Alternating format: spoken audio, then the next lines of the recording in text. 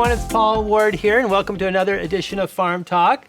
I'm very excited today. We're going to be talking about coffee, and our guest is Lisa Tate with the California Coffee Collective. Lisa, welcome to the show. Thank you. I'm so excited to be here. And we're in a beautiful setting. We're at Rancho Filoso outside of Santa Paula, California. A little windy today, but still a beautiful setting.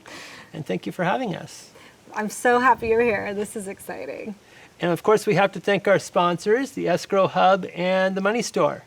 So, Lisa, what is the California Coffee Collective? Well, it's a company we started in order to help support California coffee growers. So coffee is a new crop here in California, and it requires a whole process to get it from the farm to the roaster. And so we decided to do our own. Since I'm growing coffee, I needed to have a way to get it to the next stages. So we started up a corporation to do that, and gathered machinery from Colombia because they don't support the coffee industry in the continental United States. So we had to figure out how to get all that equipment here, and we had to teach ourselves how to do this because we were all new at it, and we did, and we're making some really great coffees. That's awesome. And it's called a collective, so I would imagine you've got other growers that are part of the group. Yeah, so we're the first of 5 farms to be growing coffee in California. Our crop just went into commercial production last year, year 5. And so there are other farms that will be coming up here, and they're gonna need the support of people who can process the coffee for them. Okay, because this is really avocado lemon country. And so what made you think about growing coffee? Well, there's a lot of issues with this bug called this Asian citrus psyllid around here, and it's kind of decimated Florida's citrus industry, and the bug is here, and this bug carries a little virus.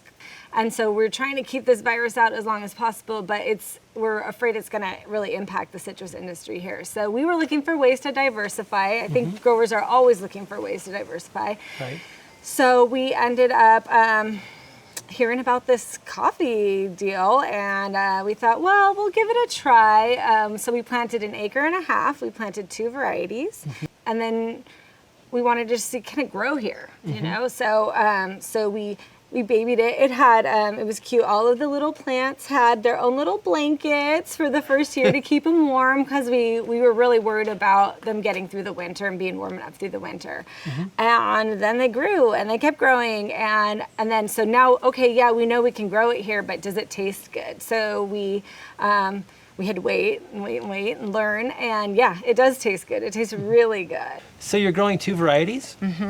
We're growing a geisha variety and a Caturra Rojo variety. They're both specialty coffees, and if we're gonna sell coffee in California, because our labor costs and our inputs are so much more expensive than in South America or in Africa, we really need to be selling specialty coffee and very high-end specialty coffee. So we're growing 2 varieties. The geisha is one of the more expensive varieties in the world, and it has a very tea-like flavor, but it is a little bit more of a slow starter, so it took a while for that plant to get going, and it doesn't produce as much fruit. We call it fruit. And the Caturra is a little hardier, and it grows a lot more fruit, and so we wanted to kind of, again, diversify, hedge our bets a little bit. So we planted both of those. And when you planted, did you have the support infrastructure to help with the harvesting and the roasting? Because I mean, with avocados and lemons, it's just kind of like a no-brainer. Yeah. But with the new crop, you kind of have to have somebody buy your fruit, harvest your fruit, process. Did you have all that in place? We had some of that in place. What I tell people, we're farmers, so we know how to grow things, and there's lots of people around here that know how to grow things. And so we've basically taken our expertise in avocados and citrus and used the same principles. You know, plants need food. They need food, water, medicine. You know, they need to be kept warm or cool. So it's pretty basic. And then once we were ready to harvest, that was when it it was difficult to figure out what we were going to do. So I'm really a big supporter of women in agriculture. So I hired an all-women crew. Oh, very cool. And it was really fun because we were out there just harvesting. And what we do is I found the exact color nail polish of a red ripe coffee cherry, and we painted our nails, and then we just picked. And it's hard in the shade to be able to see the exact right color, but it's really important that you only get the exact ripest coffee cherries when you're harvesting. And so we did that. So that was fun. And then in the last few years, during COVID, I just kind of said, hey, to all my friends on Facebook, do you guys want to come harvest? And everybody was looking for something to do outdoors. So we came out and we had a socially distanced coffee harvest, and everybody had so much fun. And they said, we would pay to do this, we want to bring our friends next time you do this. I thought, oh, well, that sounds cool. Maybe we'll make a thing out of this. So I haven't paid for any harvesting since then. We've just had friends and family and just local people come. So you throw like harvesting parties? Yeah. So harvesting started with friends and family, and now you have these harvesting parties. Yeah. And so anybody can come at a certain date and time? Yeah, I usually set a date. It's hard because I have to figure out exactly when it's going to be ripe. Right. And so I do my best to estimate that, and then I throw up, I send out a message to all of our subscribers from our website, and they, whoever's interested comes, and I also set up events through Eventbrite. Okay, very cool. That's the first I've heard of that. Yeah, it's a lot of fun. All women crew and free volunteers to harvest. Yes. Interesting. Yeah, and because I didn't have to pay so much during my volunteer events, it gave me a lot of freedom to experiment with the coffee because I didn't have that huge expenses that I would have had, because it is a very labor-intensive crop. I mean, you have to think about, it's like picking a grape, each individually making sure that the color is exactly right on it. Right. So yeah, and then once we had that, then we had to learn how to process it. And so I watched YouTube videos, and I talked to people, and we had some people who had coffee farms, and had some experience come talk to us, and we kind of fuddled our way through it the first few times. Right. And coffee cherries are very sticky. They have a lot of sugar in them, so my hair was sticking straight up, and we were a mess, and it was midnight because you have to process it really quickly or it starts to ferment too much. So yeah, and I mean, there's a whole process, but basically we float them, and so all of the dense beans go to the bottom of the bucket of water, and those are the good ones. And so we use all the other ones for other things, like possibly we'll roast them and put them in chocolates, or we make different things out of the cherries too. And who does are you in the roasting game too?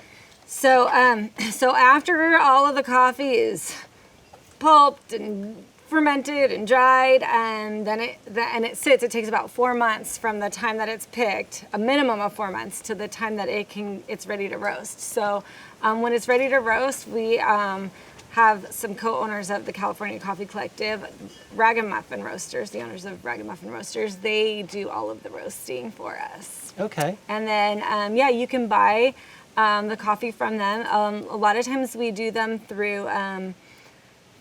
auctions, or we sell through auctions, or we sell. My favorite way to do it is through coffee cupping events, where we get to actually lead you through the event and do a whole coffee cupping. It's kind of a party for about 8 people, and we slurp it. It's a lot of fun. Yeah. Very cool. So if somebody's listening or watching our show, could they go to a website and? Yeah, they can go to our website. Right now we're all sold out for the coffee that we're selling on our website. But if you're interested in scheduling a private event, we can discuss that. Or if you just wanna, you can talk to me individually. I have a private reserve stashed away. Very cool. And what is that website? It's CaliforniaCoffee.com. That's a great name. That's a great name. So you come from a long line of farmers. I and do. You're the first one of many generations to break into coffee. Yeah. No. Well, the first one to get into coffee, but I'm not. Yeah, my family, my great-grandfather, when he was 8 years old, came on the Oregon Trail, and they made it up to Oregon, barely. They barely survived. And then he made his way down into the Bay Area, and then in about 1876, he made it to Ventura County and bought a farm. You know, at that time, people were coming to the West for gold, but they were also coming for land. And so my family was here looking for land, and that was not a get-rich-quick scheme. Right. You have to have a lot of patience to buy the land, work the land. And so they did, and they just gradually accumulated farms. And then my great-grandfather found this farm and built his home here in 1926 and moved his family here, and we've been here on this property ever since. Wow, and this is called Rancho Filoso. Rancho Filoso, which Filoso means sharp ranch, and my family is a sharp family. How do you determine the quality of your beans when you're picking? And also, too, if you have the public coming and harvesting, how do you teach them what to leave on the bush? Yeah. So, well, first of all, I'm just going to throw it out there. My goal is to have the best coffee in the entire world. Very cool. So in order to do that, you have to have every single part of the process exactly perfect. You can't make a mistake anywhere. And so, and we've been experimenting a lot too with that process. So, first thing is you have to have healthy trees. That's number one. The second thing is you have to harvest at exactly the right time. So only the ripe, perfect beans that have no flaws. And so that when my harvesters come in, I have the nail polish still, and we either paint our nails or have pieces of tape that are pre-painted, and so they can wrap them around their fingers and they pick. But I'm around there watching to make sure. And then we have a machine that they all go through that takes that cherry off of the bean, and that kind of sorts out some of the stuff too that isn't quite right. They get floated, so they only the dense beans are used to make the coffee, and then they go through a fermentation process, and that's where we've been having a lot of fun too, trying different things, extending the fermentation times. We've tried things. We've tried these.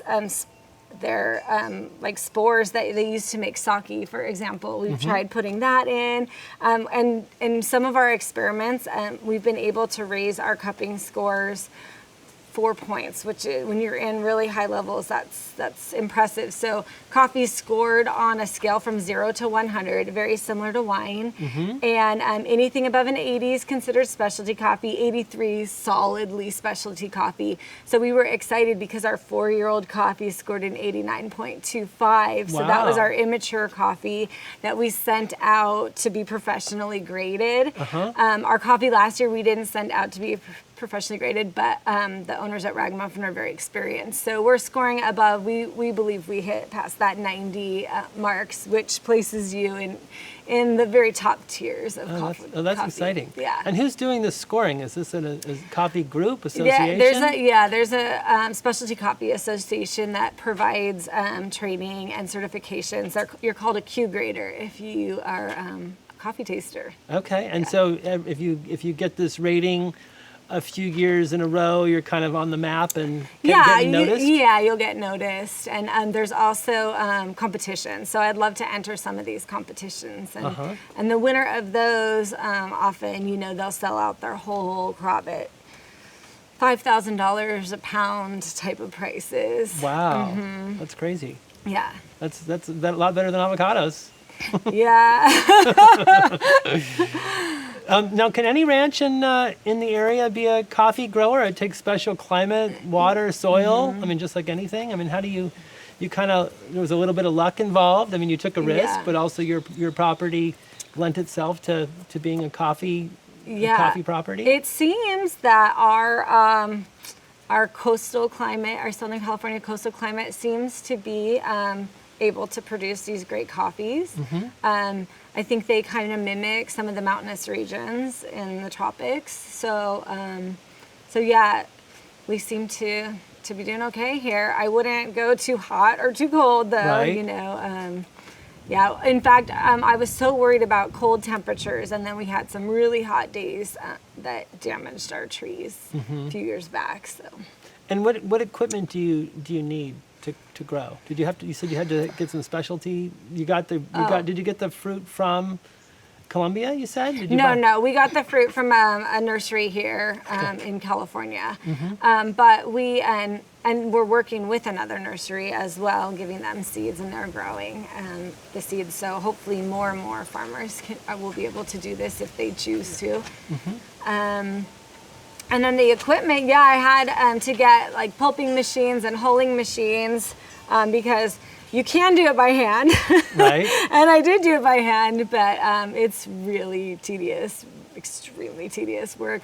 And it would be too labor intensive to make any economic sense. So, so we had to figure out where to get this equipment. We had to figure out how to get money to these countries that have this equipment, because the United States doesn't necessarily have banking agreements with them. And then we had to cross our fingers and hope they got here. But we were lucky they did, and my equipment is great. And the greatest part about it is it's low water use equipment. No water really. So of course water is always a huge issue here. Right. And I would say that coffee uses about the same amount of water as avocados. Oh, really? Yeah. Okay, so about 3 acre-feet per year, somewhere. Yeah. The bush is smaller, though, isn't it? It's a lot smaller than No, avocado they trees. can get up. They can get up there pretty big. I mean, it is technically a bush, but I call them trees because they act more like trees. But we top them at about 6 feet because we don't want to have to get on ladders to harvest them. Sure. Plus your volunteer harvesters. Yeah, I don't want anybody getting hurt. Yeah. Yeah. The other nice thing about it is we're using all parts of the plant, which is really exciting. So like we use the leaves, we can make tea out of the leaves. So when we prune them, we use obviously the beans, but we're using the cherry for all kinds of exciting things. And then also even the hulls we're using as a mulch, and we're recycling any water that we use back into the orchards to irrigate the plants. So it's every part of the bean is being every part used of the in bean some and way. the plant, and there's caffeine in all parts of it too. Oh, really? Now, do you determine the level of caffeine when you're roasting? No, but I will say in those cherries, you can eat the cherries. They're pretty sweet, and they have a lot. you can taste the buzz. Yeah, you can feel it. Yeah. So, do you notice that our region produces a specific flavor of coffee, or how does that work? Well, I don't know because I haven't tried too many other coffees in this region because it's such a new thing. But I will say our coffee absolutely has a different flavor, and it has a natural sweetness, which you don't even need to put sugar in it. Really? It's really It's that sweet? And our coffee, the geisha is known for being tea-like, so very smooth. You won't taste any of the acid that normal coffees have, and it's definitely has some floral and tropical undertones depending on which variety you're getting. So yeah, I mean, a good coffee takes you on a kind of an experience, and so we taste it when it's warm, and we smell it and we taste it, and then as it cools, we taste it again, and you get a whole different experience on the cool coffee. So how did you get into the coffee game? Okay, my parents decided to do this before I came on board. I was a stay-at-home mom for a while, taking care of my kids and working here part-time.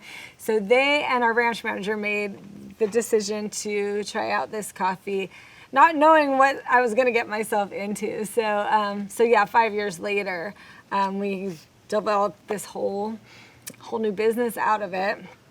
But yeah, they really wanted to diversify and try something new. And I think it's been really exciting, trying something new. And when you see that first coffee cherry, I mean, it's really exciting.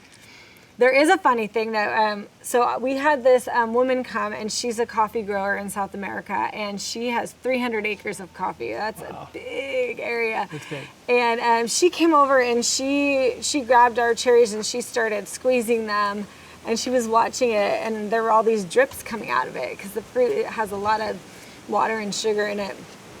And I was like, oh my God, what's wrong with it? Because I was still learning.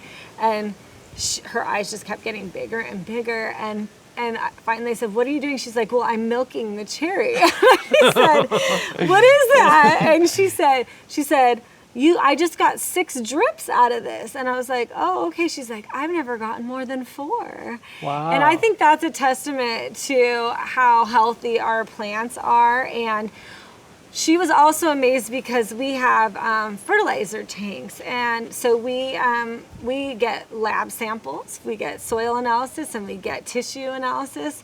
So we know exactly what our plants need, and we give them the nutrients that they need. And she said, well, we couldn't do that because the tanks would be stolen in one night where we are. Wow. So I think that's one of the things people always ask me, like, how can you just come in here, start something new and be really, have this amazing coffee? And I don't. We have some advantages that maybe some other people in other places don't have, and that we have all the science to back us, and we have all this equipment to back us, and we farm. That's what we do too. So, Right.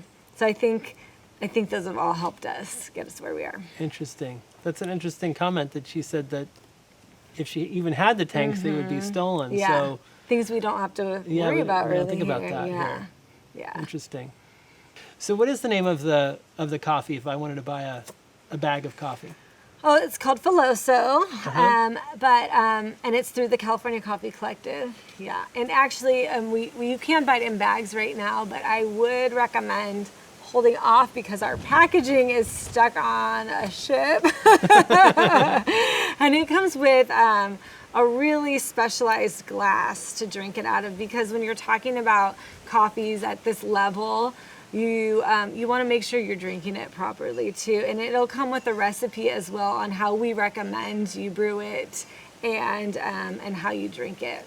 So how do you drink a special coffee? I have to ask. Well, we recommend pour overs.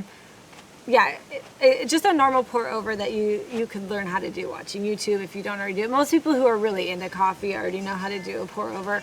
But yeah, and then drinking it out of the glass is shaped so that you get the aromas too that you're meant to get, and you're tasting it as it comes in at the right kind of places in your tongue. Interesting. Yeah. I am drinking the wrong coffee. That's all I can say. I am drinking the wrong stuff. This coffee's not like any coffee that you've probably ever tasted. Like, it doesn't need creamer, it doesn't need flavoring, it doesn't need sugar, and that's what makes it special. Mm-hmm. In fact, I would say that you would ruin it if you do that, because then you can't taste what's so great about it. Yeah, I gotta try some. Yeah.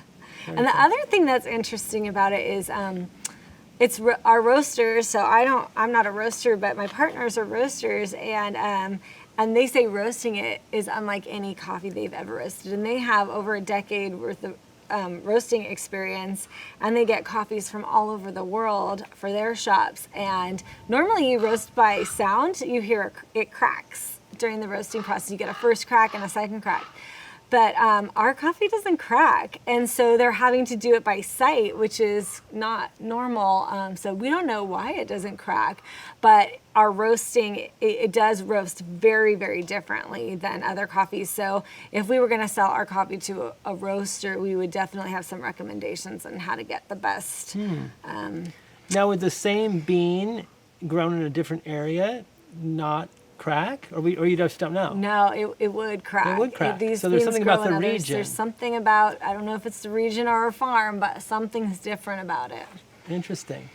So they're roasting beans from all over the world, and something about the local climate and bean combo, they're not Something's cracking. different, yep. Interesting. And don't add cream and sugar. Don't ruin it. All right. So we're in a beautiful spot, Rancho Filoso. It's a little windy. A little windy today. We're up on a hill. The ocean is off in the distance, and you're surrounded by beautiful avocado trees. Your property was hit by the Thomas Fire in 2017. Yes. We lost about 50 acres of avocados in one night. Just blew through. And our coffee trees were young, and they were surrounded by avocado trees. But it was amazing because not one single coffee tree burned, even though all the avocado trees around it burned. And there were some that got hot, you know, they got scorched because it was really close. But yeah, none of them burned. So Interesting. they're little miracle plants. So Lisa Tate, I want to thank you for being our guest on this edition of Farm Talk. Thank you. Thanks for thinking of us. And I love being able to share all of my adventures in coffee. So Absolutely. And if anybody else wants to learn more about coffee growing in our region, we will definitely refer them to you and the California Coffee Collective. great. And of course, we want to thank our sponsors, the Escrow Hub and the Money Store. And be sure to tune in next time for another edition of Farm Talk.